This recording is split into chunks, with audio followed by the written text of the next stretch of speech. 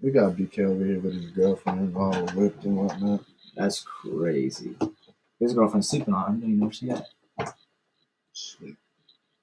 That's what he thinks. That's crazy. That's crazy. Lex making an appearance. It's gonna get you a million views. That's crazy, man. Well, we're here back, another installment, episode 7. BK's just great to talk to, man. We want to go further. We Oh, want this to is know for real? more. Yeah. Oh, all right, babe. I love you. We want to know All right. more, man. We want to know more. More.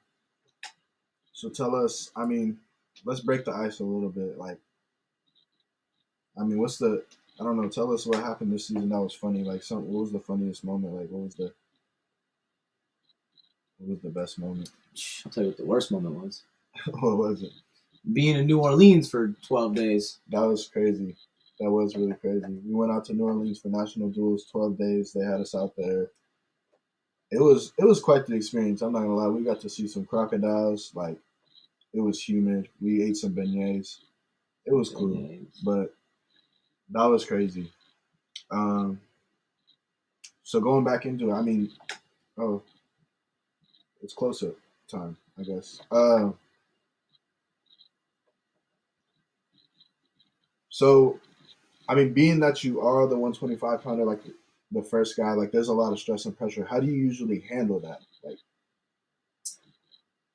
It depends. It's hard. I think in dual situation, it depends on who I'm wrestling. If you watch the matches where I wrestle somebody pretty good, I usually wrestle pretty good. I feel like there's less stress. I'm just excited to compete. But it's those guys that just aren't the same level. I don't want to say they suck, but they're just not as good. I'd say they're just not supposed to beat me. Where I'm like a little more nervous. I feel like I have a lot more to lose. dude, I feel the same way. Like, for example, I wrestled Dustin Plott, number 4 ranked at the time, now a 2-time All-American, in front of 7,000 fans, and I smacked him. I'm not gonna lie, I smacked him. And people were just asking me, and I'm like, bro, I had no fear. Like, this guy's ranked number 4, I'm ranked whatever, 25, 29, whatever I was at the time. I'm like, they're not expecting me to win this match. Like, I got nothing to lose. I felt no fear. But you go out there, I go out there and wrestle a guy who's unranked or, ranked below me, and I'm like, oh, snap. Like, I can't lose this match. I can't lose because, I don't want to, whatever. But I feel the same way, which is all in the mind. It's all mental. But, like, is there anything that you do that specifically helps you in times of, like, high stress or pressure that, like, calms you down or makes you feel good? Or Yeah, I just remember Coach P's like he has these little sayings or phrases. One of my favorite ones is focus on your effort, not the outcome. When you get so caught up in thinking, I gotta win, usually you lose. Usually you're just like not up to par. Your mind's not in it. If your mind's not in it, your heart's not in it. If your heart's not in it, then your soul's not in it. You're just kind of out there. You're just going through the motions. Things are blurry. So I try to think of little phrases, catchphrases, sayings. A lot of prayer helps.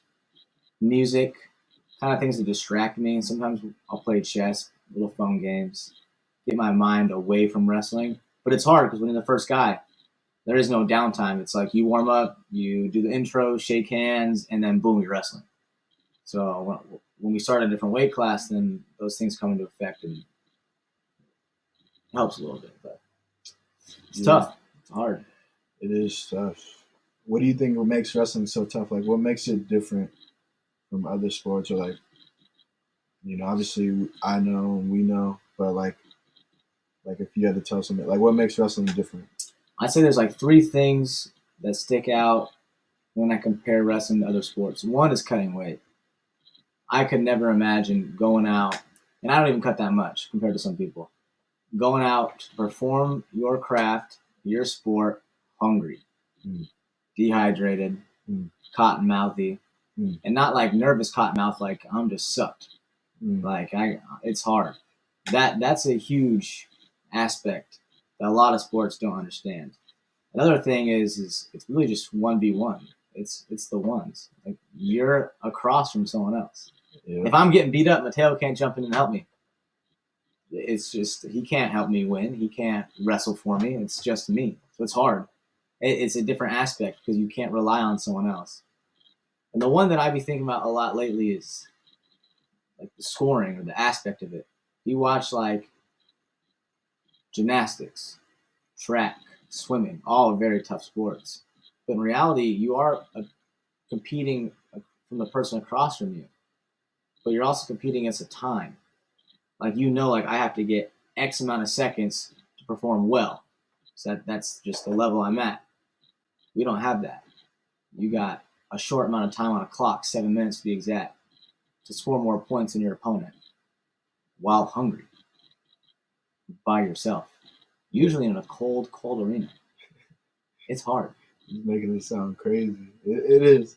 I think that's the crazy part about wrestling too. Is like the unpredictability of it. Like it could be a split second that could change everything. Like we saw Spencer Lee, one of the best wrestlers of all time, like one of the most dominant college and wrestlers in the world. Like this man was a three-time national champ, going for his fourth, smacking dudes left and right. You know, and he's up by three, and with God knows how 10 seconds left, maybe in his best position, or 20 seconds, whatever it was, and he gets pinned. Mm. Like that's insane. Like it's so unpredictable. Like you have to be on point every second of that 7, 8, 9, 10 minutes, whatever it is. It's 7 minutes unless you go into overtime. But like wrestling is just so unpredictable in that way, and it takes such focus and domination. You know what I mean? And so yeah, there's no judging, there's no scores that way, and then it's almost harder to run. It's harder to run away with too. Obviously, you can score points and be dominant, but I feel like it can be harder to run away with because you can be up by 10 points and get pinned or something like that. So I think that's crazy too. And then obviously cutting weight and all that jazz. Yeah, getting pinned. That's a huge thing because there's not a lot of sports where your match, your game, your event can just end like that. Like it's over. Right. You could be competing through 95% of your match and then it's over. It's done. Whether you're winning or losing. There is no football saying, they just got a crazy touchdown play. Game's over. Soccer, you're up. You just had an insane play from 40 yards out. Game's over. It doesn't work like that. You play the whole thing. Wrestling, it can end in an instant. And that can haunt you for a while. That's crazy. That's very true. For a while. You want to talk about sleepless nights? Dude, I know what that's like.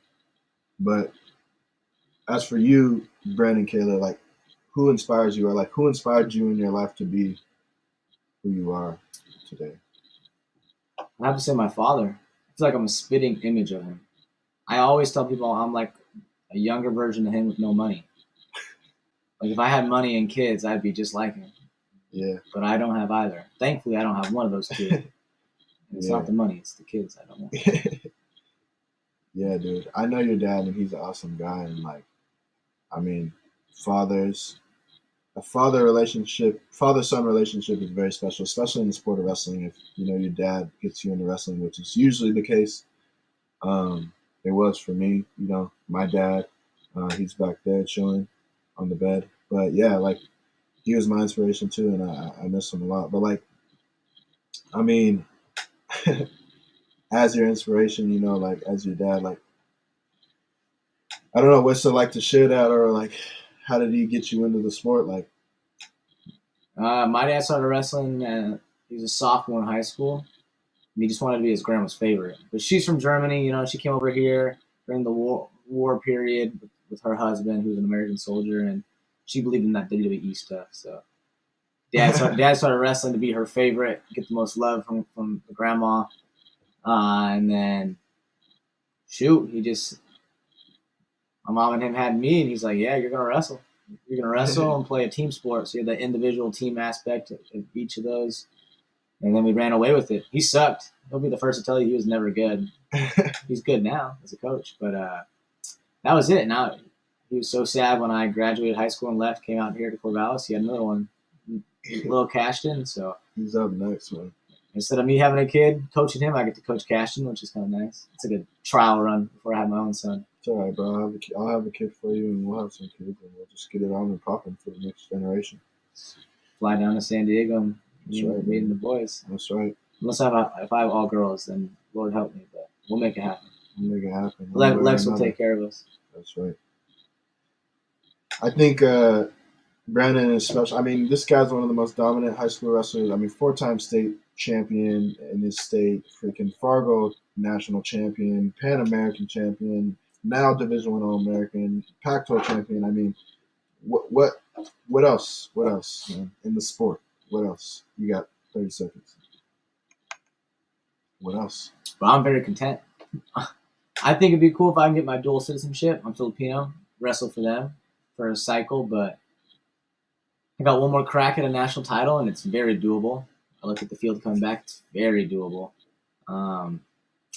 That's it, man. I'm just blessed.